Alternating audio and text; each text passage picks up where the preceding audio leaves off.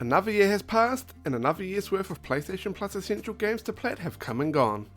Essential has added a lot of games this year, but which ones are the best to platinum? In this video, I'm going over the top PlayStation Plus Essential games that arrived this year and offer the best platinum trophy experiences. Whether that's fair difficulty, enjoyable gameplay, or a satisfying grind, let's just dive right into it and see which ones have made the list this year. The first to make the list, which is neither the best nor the worst, is Jusant. This is a meditative climbing puzzle platform adventure game where players ascend a mysterious, towering mountain, uncovering remnants of a lost civilization along the way. There are only 22 trophies in the game, with about 11 of them relating to collecting something in some way, such as completing all 20 cairns, reading all 44 letters, and turning all 4 altars. The rest of the trophies are for doing some random, simple things like hugging and warming up your companion and restoring your stamina more than 50 times. There are no missable trophies as you are able to go through chapter select in the post game, but do be warned that if you select new game once you have completed it, the ability to select chapters will be gone. All in all, this game is not difficult at all, and you should be able to climb to the top and retrieve that platinum trophy within 8 hours or so. Next up, we have High on Life. High on Life is a quirky, first-person action adventure game from the creators of Rick and Morty, offering a unique blend of humour, combat, and exploration. Do be warned though that this is no kids game. The amount of F-bombs dropped within the first minute of the tutorial alone should tell you that. In the game, players control a bounty hunter armed with talking weapons, embarking on a wild adventure to save the world from an alien cartel. The game is filled with humorous dialogue, bizarre characters, and fast-paced action, making for an entertaining and offbeat experience. The Platinum Trophy should only take you around 15 hours to obtain, with a lot of the trophies popping through advancing the story. There are a bunch of missable trophies too that you do need to keep an eye on if you do want to keep it to just one playthrough. A couple of the rarest trophies have you go out and collect things, one being all 92 posts in the bounty forums, and opening a whopping 227 chests throughout the game. If you enjoy off-the-wall humour and quirky gameplay, the Platinum Trophy in High on Life is a fun one to go after. Following that, we have Goat Simulator 3. There are 39 trophies in the base game, and being an open world sandbox adventure game, none of these are missable. There are a couple of collectible trophies for things like finding all the trinkets and jumping off all the ramps, but the bulk of the trophies are for doing random as hell things like becoming Queen of the Goats, licking a croissant, and running naked on a football field.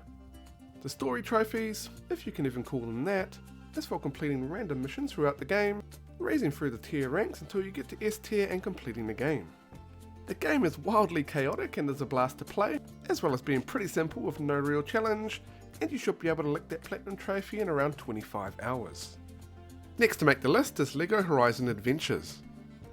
This is a light-hearted LEGO-styled retelling of Horizon Zero Dawn, offering level-based action, machine battles, and collectible focus progression, and most players can earn its platinum trophy in around 15 to 20 hours. The game is widely regarded as very easy, with the only mildly tedious or rare trophies being those tied to grinding, particularly leveling all playable characters to 20 and gathering enough gold bricks, outfits, and decorations for full completion.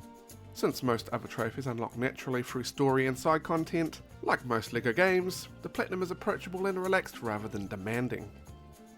Another one to make this list is Alone in the Dark. This 2024 version is a reimagining of the 1992 survival horror classic, blending psychological horror with Southern Gothic elements. Set in the 1920s, players can choose to play as Emily Hartwood or Edward Carnby, exploring an eerie manor to uncover dark secrets and confront eldritch horrors. There are 38 trophies in the game, and almost half of them, around 18 or so, are missable, for things like unlocking all safes, talking to everybody, and finding all clues. There are also a bunch of different endings that are obviously missable, so to cut down on time in full playthroughs, it is advised to make a save at chapter 4 for both characters, then reloading them and getting the different endings rather than starting entirely new playthroughs. This means that you will need a minimum of 2 and a bit playthroughs. Another missable trophy, which is also one of the rarest in the game, is to never drink from your flask by pressing up on the D-pad. Drinking from your flask heals you, so this means that you will have to complete the game without healing a single time. Thankfully, you can bypass a lot of enemies rather than having to fight all of them. There is also a speedrun trophy where you have to complete the game within 3 hours.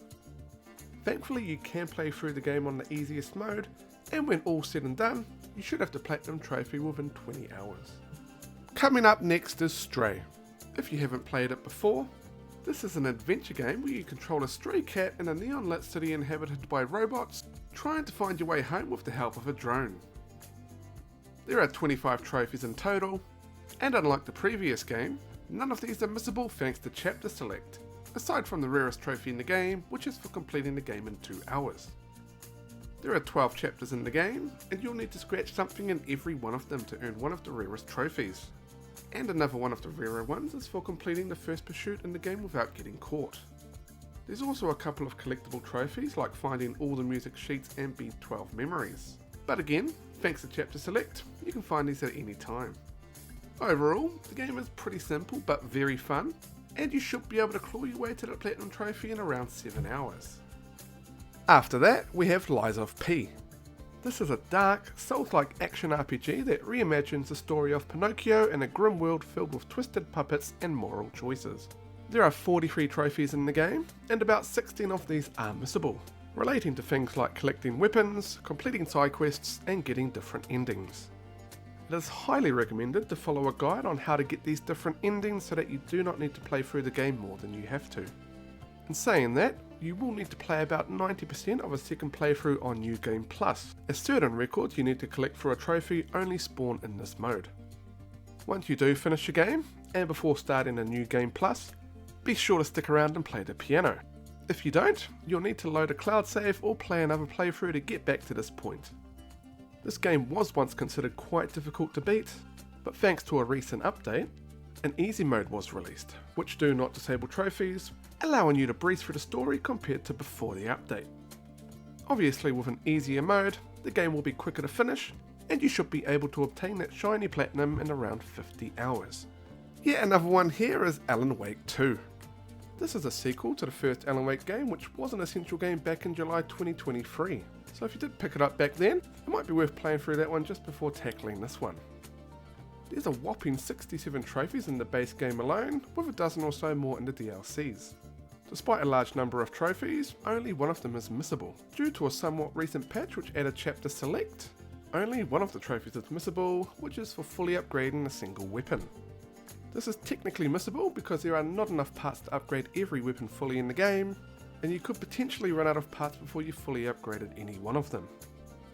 There are a handful of collectible trophies, which are also the rarest in the game, where you have to find things like all the charms, the cult stashes and lunchboxes, nursery rhyme dolls, and as well as completing all the nursery rhyme puzzles. As only one playthrough is needed, and you can play on any difficulty in this game, you should be able to collect that platinum trophy in under 25 hours. Finally, we have Robocop Rogue City. This is an action shooter game where players control Robocop as he fights crime and uncovers corruption in a dangerous, dystopian Detroit.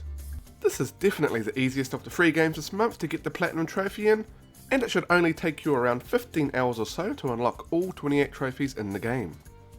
Only one playthrough is needed, and if you do miss anything, you can go back and play each chapter to get whatever you missed.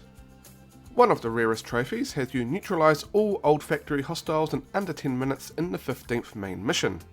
Do make use of all the explosive throwables in this area to help you out with this one. So there you have it, the best games to platinum that came out on PlayStation Plus Essential in 2025. Juice On, High on Life, Goat Simulator 3, Lego Horizon Adventures, Alone in the Dark, Stray, Lies of P, Alan Wake 2, and Robocop. Did you play any of these games throughout the year?